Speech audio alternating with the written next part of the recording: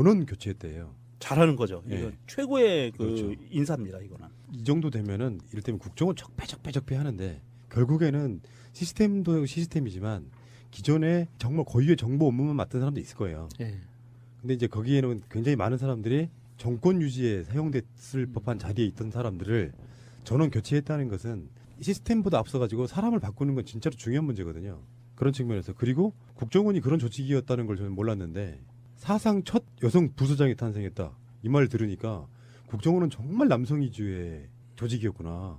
영화에서는 안 그렇던데. 예, 그러니까 예. 미녀 그건 미국 영화.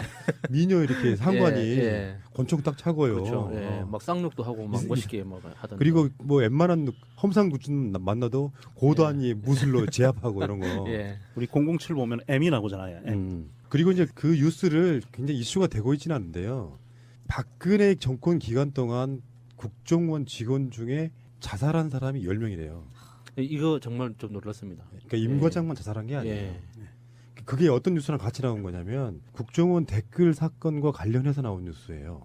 그게 순수하게 다 어떤 신병을 비관하고 자살할까 아니면 이제 바라보는 관점에 따라서는 국정원의 업무량이 많다 이렇게 몰아갈 수도 있지만 사이버 심리 전단 관련해서 수사를 하는 과정에서 담당 팀장 30명이라고 했었잖아요. 그래서 30명의 신원을 확인하고 파악하는 과정에서 자살한 사람이 사망 사건이 계속 있었다는 거예요. 이 정말 좀 오싹한 느낌이 고 김용철 씨 있잖아요. 박근혜 오촌 살인 사건 예. 그 피해자 그런 느낌의 오싹함이 들더라고요. 기사 그러니까요. 자체가. 예. 이 뉴스에서 우리가 좀 더 깊이 들어가서 봐야 되는 부분이 국정원 내에 없어진 부서가 있어요. 본부 실국장, 주요 시도지부장 30여 곳인데요. 이번에 6자리가 없어졌어요. 이 6자리는 국내 정보 수집 분석을 담당하는 7, 8국하고요. 그다음에 서울과 경기 등 주요 지역을 뺀 나머지 시도지부장 자리 6자리를 없애버린 거예요.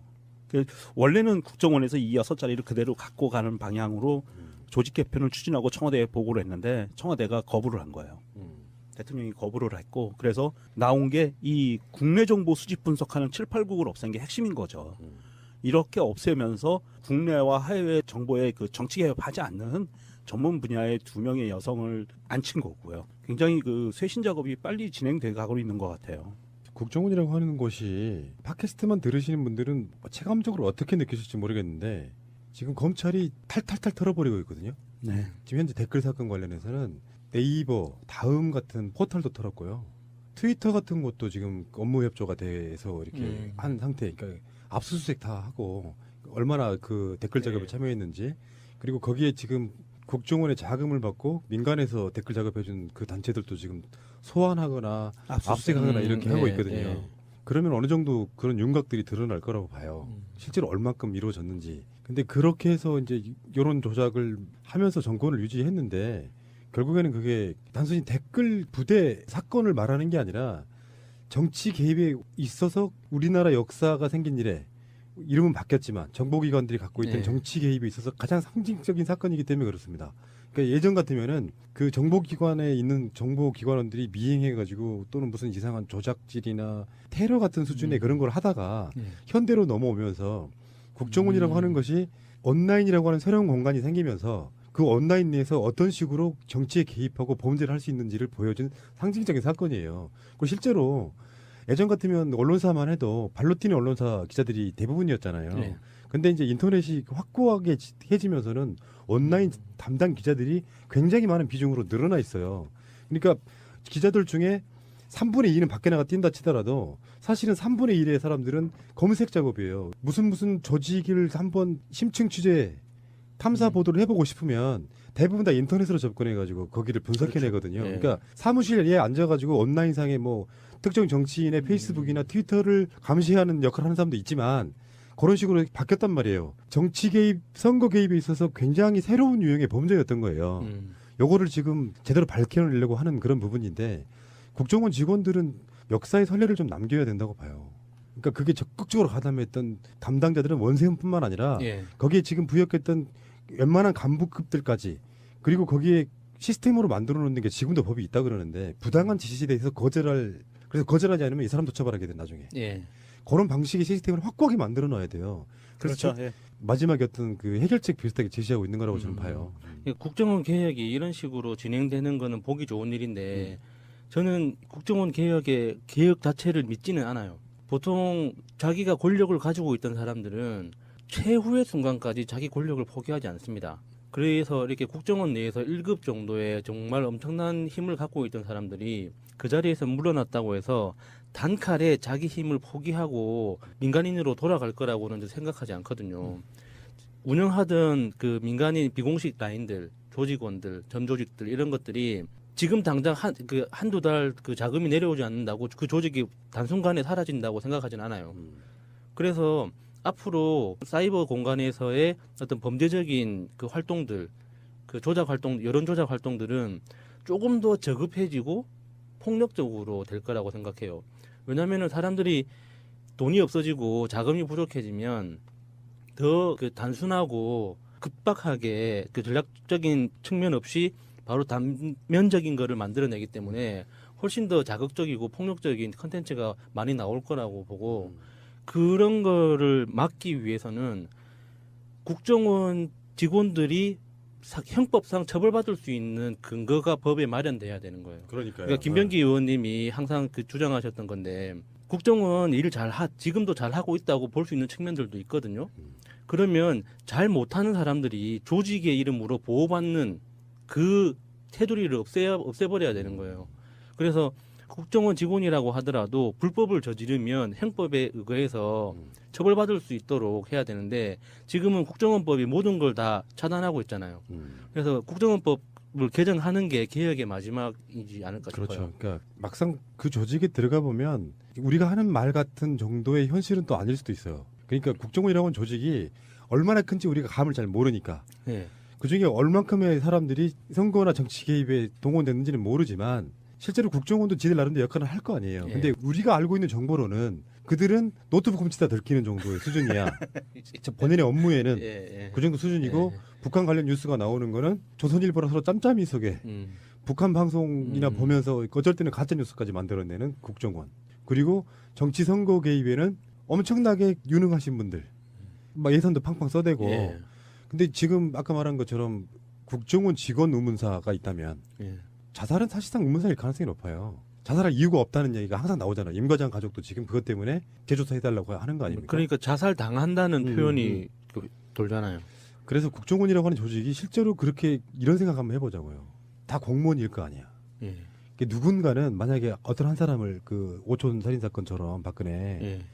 누군가가 누구를 죽였으면 그게 청부일지 아닌지 모르지만 실제로 국정원 직원이 뭔가를 청부를 했건 본인들이 뭔가를 했건 간에 그걸 실행한 사람은 있다는 거잖아요. 예. 그놈을 찾아내야 되는 거지. 직접 죽이지 않았더라도 살인을 청부하거나 이런 놈들이 있을 거 아니에요. 네. 그런 놈들이 지금 암약하고 있다는 건 얼마나 무서운 나라예요, 이게. 25일 날 검찰에서 서울중앙지검에서 민간인 댓글 부대 운영 사건에 대한 국정원이 한 그 사건에 대해서 2차 압수수색을 나가는데요. 대상자가 국정원 사이버 외곽팀 팀장 주거지 두 곳을 압수수색을 했고요. 서울과 수도권에 있는 곳이라고 합니다. 이거와 동시에 그 외곽 팀장을 포함해서 외곽팀 관계자 2-3명도 불러서 지금 집중적으로 조사를 하고 있고요. 국정원 지원 방식이나 규모, 운영 방식, 활동 이거에 대한 그 조사를 들어가고 있는 상태고 아마도 이 지금 현재에서는 국정원 자체도 검찰에 대해서 굉장히 그 자료를 많이 넘겨주는 편이고 검찰 수사에 적극적으로 그 받겠다 하는 입장으로 국정원장이 자세를 갖고 있는 것 같아서 이번 기회에 아마 국정원에서 잘못한 이 댓글 부대를 운영했던 이 부분에 대해서는 아마 제대로 한번 그 처벌을 하고 갈 수 있는 계기가 된 것 같아요. 그런데 그 심리전단 그 팀장들 그 리스트가 확실히 다 명단에 나온 거예요? 그거는 지금 국정원에서 그 검찰에다가 자료를 다 줬겠죠. 그랬으니까 이렇게 압수수색이 들어가죠. 집까지.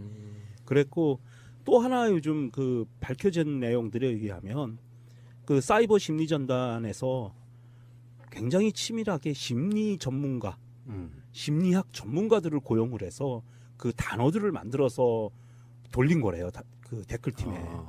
그러니까 뭐냐면 문재인 후보 저 사람한테 가장 데미지가 많이 갈 수 있는 단어들은 사람들이 봤을 때 어떤 단어를 쓰는 게 가장 데미지가 클까를 연구했다는 그 거예요. 업무 절차를 살짝 들었는데 좀 오싹하긴 하더라고요. 네, 좀 그러니까 영화 같았어요. 대한민국에서 심리학을 전공한 사람들 중에 많은 사람들이 국정원한테 고용돼서 그 일을 했을 거다라는 지금 이야기가 나오는 그러니까 거예요. 프레이밍 잡는다고 하죠. 그러니까 어떤 한 인물을 두고 그 사람한테 어떤 단어를 이렇게 적합할 건지 어떤 표현들을 그 브레인스토밍으로 이렇게 쫙 해서 그렇죠. 전문가들한테 의뢰를 해가지고 그 각 단어별로 이런 단어들이 이런 프레이밍 효과가 있다는 거를 한 번 다 검토를 한 다음에 선택해서 그 단어를 중심으로 이미지를 추출하고 이미지를 작가들한테 나눠주고 이런 식으로 했다고 하더라고요. 아, 칼로 찌르는 것만이 살인이 아니에요. 예, 그러니까 이 잔인하다 진짜. 예. 이거 중심 그 중심에 들어가 있는 이 심리학 전공하신 분들 양심 고백이 있어야 돼요. 이 사람들 대학교에서 아마 아이들 가르치고 있을 거거든요. 소위 박사급들일 테니까 대학교에서 아이들 가르치고 있을 때고요. 병원에서 환자들을 돌보고 있을 테고요. 이런 사람들 같이 처벌해야 됩니다. 국정원은 이제 제가 이제 최근에 느낀 건데 우리는 이제 문꿀바느라고 또는 뭐 정우택류의 그 약간 좀 삽질하는 분들 얘기하다 보니까 네. 뒤로 들어가 보면요 사실은 뒤에는 살벌한 전쟁터예요. 잘 보면 검찰이 국정원 이건 사실은 이게 다른 관점에서 보면 검찰이 국정원에게 복수하는 시대이기도 해요. 박근혜 정권 때 검찰은 국정원에 의해서 처절하게 밟혔었거든요. 그렇죠. 예.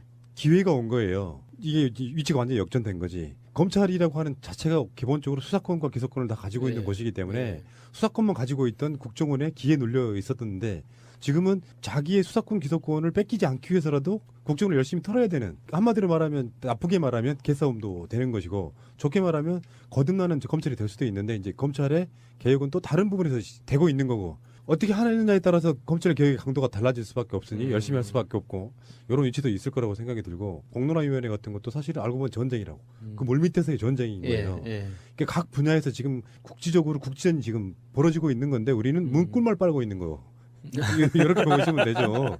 그것들이 체감적으로 와 닿으면 뭐 어떤 분야는 또 마음에 안 드는 부분도 있을 거고 특히 저는 사드나 이런 부분은 의도를 모르니까 당황하는 거라고 생각해요. 성주에 계시는 분들도 의도를 모르니까. 예, 예. 근데 전반적으로 보면 이 국정원 개혁은 작심한 것 같다는 생각이 좀 들어요. 검찰부터 대통령이 계속해서 그거를 강조하는 부분이 있는 것 같지는 않아. 언론상에 나오지 않으면 없어요. 거기는 없는 건데 네. 검찰 스스로가 국정원만큼은 완전히 벗겨버리겠다 이렇게 덤비는 것 같은 느낌이 좀 있더라고요. 그 원래 이게 이제 토사구팽이라고 사냥개를 이용해서 사냥을 시키는 거예요. 기존 정부에서 갖고 있던 권력을 이용해서 그 권력기관들의 권력 행사할 수 있는 수단을 통해서 다른 권력기관을 치는 거죠. 특히 이번에는 이제 국정원이 해당된 거고 이 서울중앙지검 윤석열 지검장이 이거 잘 할 거예요. 알아서 잘 할 거고 그 다음에는 이제 검찰 개혁이 또 들어가야죠. 예. 들어갈 겁니다.